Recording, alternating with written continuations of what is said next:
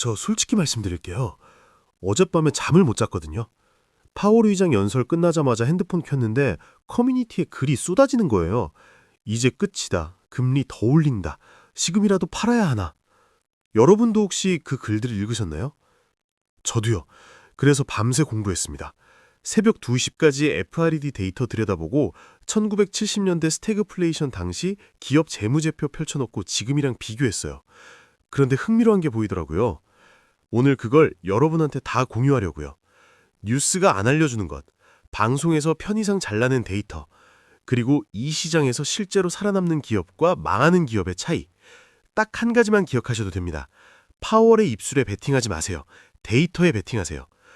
오늘 영상 한 번만 끝까지 보시면 다음 FOMC 발표 때는 절대 흔들리지 않으실 겁니다. 먼저 오늘 사태를 아주 쉽게 설명해 드릴게요. 동네에 국밥집이 2개 있다고 생각해봐요. 첫 번째 집, B2국밥. 가게 자리 얻으려고 은행에서 2억 빌렸어요. 매달 이자만 150만 원씩 나가는 거죠. 국밥 한 그릇에 9천 원 받는데 재료값 오르고 이자 나가면 남는 게 없어요. 그래서 적자인데도 손님 유치하려고 1+1 이벤트 계속하고 있어요. 두 번째 집, 현금국밥. 원래 건물주거든요. 이자 없어요. 국밥 한 그릇에 12,000원 받는데 재료값 오르면 바로 13,000원으로 올려버려요. 오히려 단골들이 여기 맛은 진짜니까 더 내도 온다고 하는 거예요. 금리가 높아진다는 게 뭔지 아시겠죠? B2국밥은 이자 부담이 눈덩이처럼 불어나서 결국 문을 닫게 돼요. 근데 현금국밥은요? 오히려 B2국밥이 망하니까 손님이 다 몰려오는 거예요. 금리 동결이라는 건 이 체력전이 아직 끝나지 않았다는 신호예요. 혹독한 겨울이 계속된다는 거고 이 겨울을 버티는 현금국밥 같은 기업만 살아남는 거죠. 자, 이제 실제로 파월이 뭐라 했는지 들여다봐요. 많은 뉴스에서 이렇게 뽑았죠. 금리 동결, 인플레이션 경고, 스태그플레이션 우려. 이 헤드라인만 보면 공포스럽죠. 저도 솔직히 처음엔 그랬어요. 근데 파월 성명서 원문을 뜯어보면 달라요. 핵심 문장이 있어요. 불확실성이 높아진 만큼 급하게 움직이지 않아도 될 위치에 있다. 이게 무슨 뜻이냐고요? 우리 지금 경제가 나쁘지 않아. 그러니까 서두를 필요 없어. 이 말이에요. 그런데 언론에선 경고라고 썼잖아요. 왜 그럴까요? 자극적인 게 클릭이 되거든요. 여러분도 금리 공결이라는 제목보다 경고, 인플레이션, 재점화 위기 이게 더 클릭하고 싶잖아요. 바로 이게 세력의 함정이에요. 공포를 팔아 우리 눈을 흐리는 거죠. 미디어가 스태그플레이션 공포를 들고 나올 때마다 저는 이 차트를 꺼내들거든요. FRED에서 가져온 1970년대 CPI 데이터예요. 1973년 오일 쇼크 터졌을 때 인플레이션이 12% 찍었어요. 1979년엔 14.8%까지 갔고요. 지금 2026년 3월 CPI가 얼마예요? 2.8%예요. 같은 스태그플레이션이에요? 아니죠. 강도가 5배 이상 달라요. 그럼 뭐가 비슷하냐고요? 딱 하나 있어요. 그때도 언론은 세상이 망하는 것처럼 썼다는 거예요.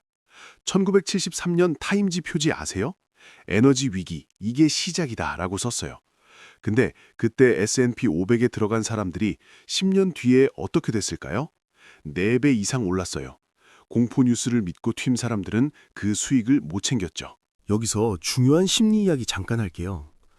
여러분 혹시 이런 경험 있으세요? 주가가 떨어지면 불안해서 팔고 오르면 이제 진짜 오르나 봐 하면서 사는 거예요. 이게 사실 인간의 본능이에요. 손실 회피 본능이라고 하는데 이득 100만 원보다 손실 100만 원이 2배 이상 아프게 느껴지도록 뇌가 설계되어 있거든요. 다니엘 카너먼이 2002년에 노벨 경제학상 받은 내용이에요. 근데 이게 주식시장에서 어떻게 활용되냐고요? FOMC 발표 같은 빅 이벤트가 오면 기관들은 알거든요. 개미들이 공포에 팔 거라는 걸. 그래서 뭐예요? 살 준비해요. 개미들이 공포에 던지는 걸 기관이 받아가는 거예요. 여러분, 지금 이 순간에도 그 장면이 펼쳐지고 있을 수 있어요. 그러니까 지금 중요한 게 뭐냐면 내 포트폴리오를 기업의 본질로 평가하는 거예요. 주가가 아니라. 오늘의 핵심 개념이에요. 가격 전가력. 어려운 말 같지만 국밥집 비유로 돌아가면 돼요. 가격 전가력이 있다. 원가가 올라도 내 가격 올릴 수 있다. 이퀄 손님들이 그래도 온다. 가격 전가력이 없다. 원가 오르면 내 마진이 깎인다. 이퀄 결국 망한다. 이걸 숫자로 보여드릴게요. 코카콜라예요. 2021년에서 2023년 사이 글로벌 설탕 가격이 약 60% 올랐어요. 물류비도 올랐고요. 코카콜라가 어떻게 했을까요? 그냥 가격 올렸어요. 미국에서만 평균 12에서 14% 인상했어요. 근데 판매량이 줄었냐고요? 안 줄었어요. 오히려 영업이익률이 올라갔어요. 이게 가격 전가력이에요. 단골 손님이 코카콜라는 비싸도 코카콜라니까 하고 사는 브랜드 파워. 이게 있어야 인플레이션 시대에 살아남아요. 반대로 경쟁이 치열한 업종, 예를 들어 일반 편의점 PB 상품이나 저가 브랜드들, 이런 건 원가가 오르면 가격 못 올려요. 경쟁사로 바로 다 이탈하거든요. 그러면 이익이 줄어들죠. 두 번째 핵심 지표예요. 잉여 현금 흐름, 영어로 FCF라고 해요. 어려운 단어지만 치킨집으로 설명할게요. 내 돈 1억으로 치킨집 차렸어요. 한 달에 매출이 1,500만 원 나와요.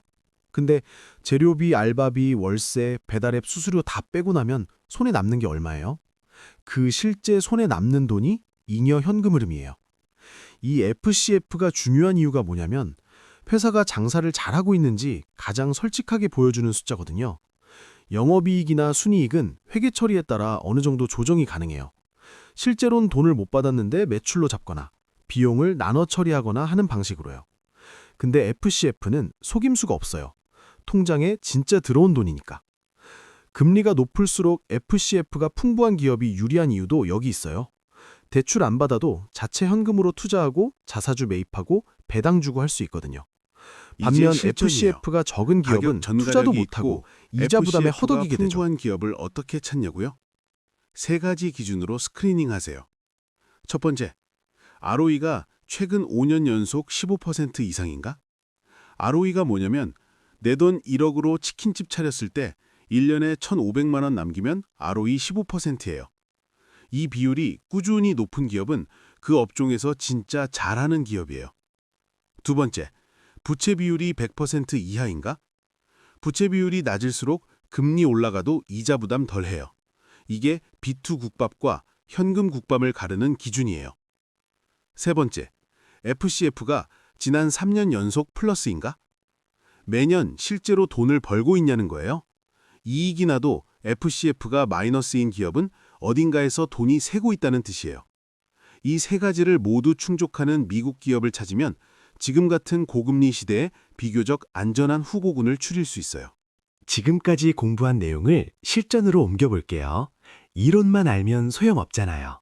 오늘 집에 가시면 딱 3가지만 해주세요. 첫 번째, 지금 당장 증권사 앱 알림을 끄세요. 앱 설정 들어가서 푸시 알림 다 꺼주세요. 삼성증권이면 더보기, 설정, 알림 설정이에요.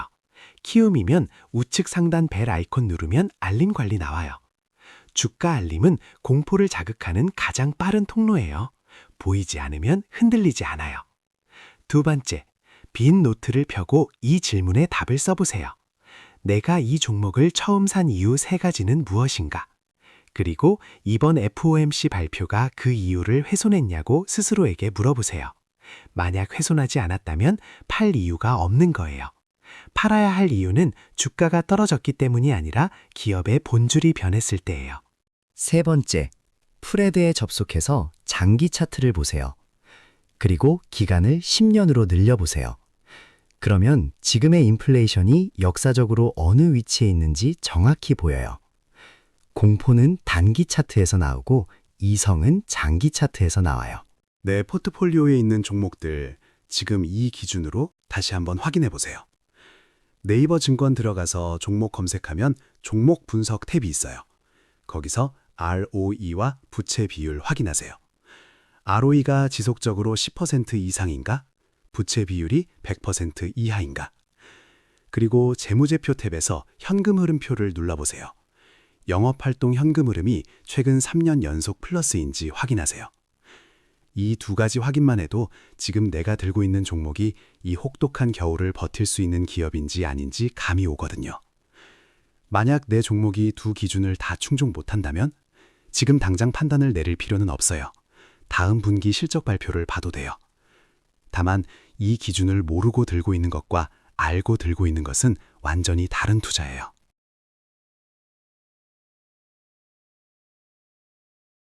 오늘 공부 정리해 볼게요. 파월이 금리 동결하고 인플레이션 경고했다고 공포에 팔 이유 없어요. 이건 체력전이에요. 그리고 체력전에서 살아남는 건 빚 없고 가격 올릴 수 있고 현금이 쏟아지는 기업이에요. 역사가 그렇게 가르쳐줬어요. 저도 완벽한 투자자가 아니에요. 저도 공포에 팔았던 적 있고 뉴스 헤드라인에 흔들렸던 적 있어요. 근데 공부하면 할수록 한 가지는 분명해지더라고요. 주가를 보지 말고 기업을 봐야 한다는 거예요. 오늘 영상 보신 분들이 다음 FOMC 때 한 명도 공포에 매도하지 않으셨으면 좋겠어요. 여러분이 공부하는 만큼 시장이 여러분한테 더 친절해질 거예요. 다음 영상에서는 이 가격 전가력 높은 미국 기업을 실제 재무제표 데이터로 직접 스크리닝해 볼 거예요. 어떤 기업이 이 혹독한 겨울을 견딜 힘이 있는지 숫자로 증명해 드릴게요. 구독 버튼 눌러두시고 알림 설정해 두시면 바로 보실 수 있어요. 그리고 댓글에 이거 남겨주세요. 나는 왜 지금 이 종목을 들고 있는가? 딱 한 줄만요. 그게 여러분 투자 멘탈을 지키는 가장 강력한 습관이에요. 오늘도 함께 공부해 주셔서 감사합니다. 다음에는 더 알찬 정보 가지고 오겠습니다. 경제자습사였습니다. 감사합니다.